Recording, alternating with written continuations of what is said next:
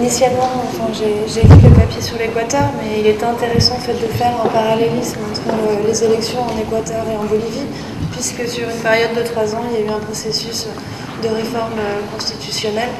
Donc c'était un peu pour voir les différences de rythme au niveau des étapes et les résultats des élections présidentielles en 2009.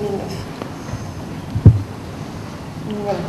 Je vais faire 3 points au niveau de la comparaison. Donc, les résultats en termes d'élections présidentielles et les 2 réélections de Rafael Correa et d'Evo Morales. Les élections d'un nouveau cycle constitutionnel.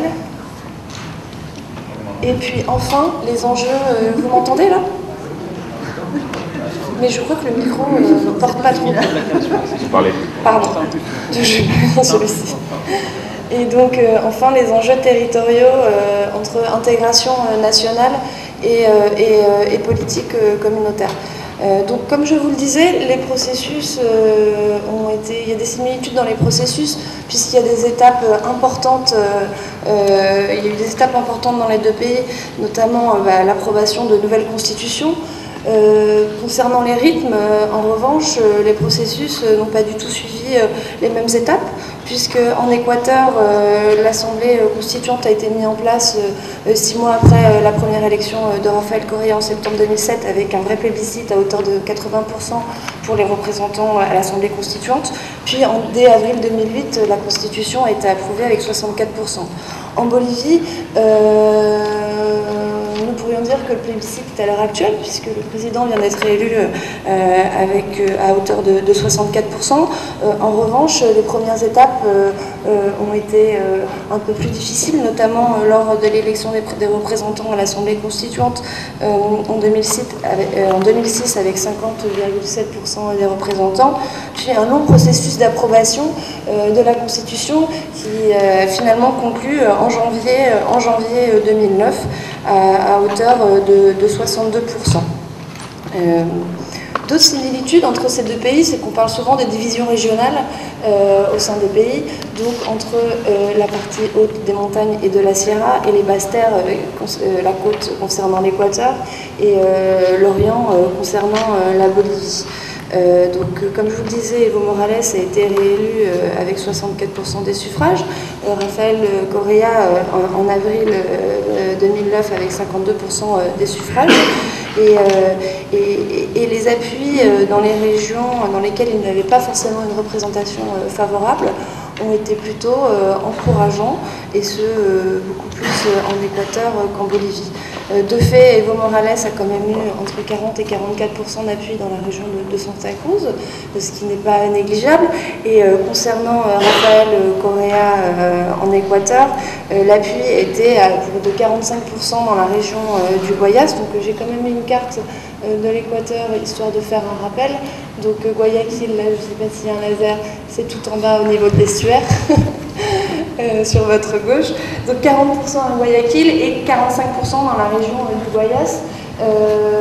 C'est important d'avancer ces chiffres, et notamment dans le cas de l'Équateur, puisque la polarisation du pays entre les provinces de la côte et les provinces de la Sierra ont toujours été très fortes. On peut parler d'un clivage traditionnel, notamment au niveau des anciens partis politiques qui, à l'heure actuelle,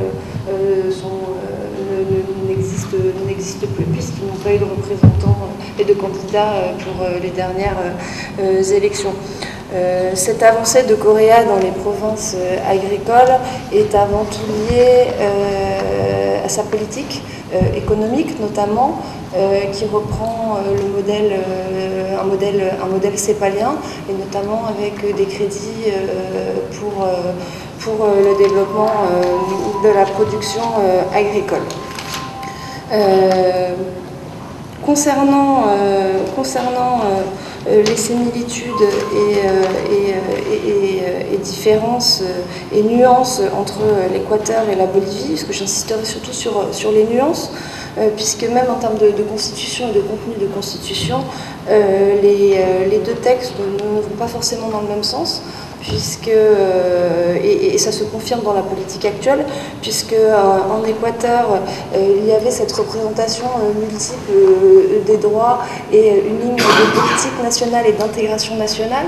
On a pu voir dans les derniers mois que Rafael Correa avait surtout insisté sur une intégration nationale, puisque l'Équateur est le pays le plus marqué au niveau des divisions territoriales, ce qui a provoqué de nouveaux conflits, notamment puisqu'il a choisi une ligne avant tout qui est la ligne politique extractive, et pas forcément en prenant les conflits et les intérêts locaux en priorité.